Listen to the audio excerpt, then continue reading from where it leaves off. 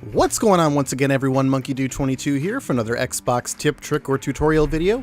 And in this video today, I'm going to show you one of the newest features on the Xbox One dashboard and how to use it. In a previous video, I detailed the light and dark themes on the Xbox One dashboard and how to switch between them. But in this video, I'm going to show you how to have the theme automatically change based on the times that you select.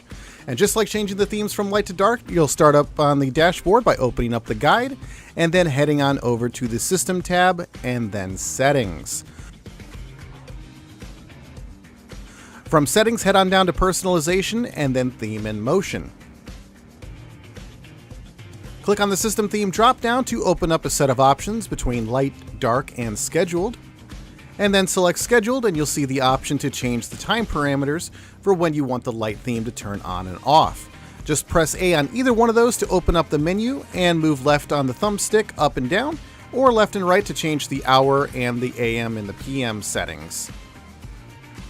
Once you've made those changes, press B to back up to the personalization menu, and then B again to go back to the dashboard.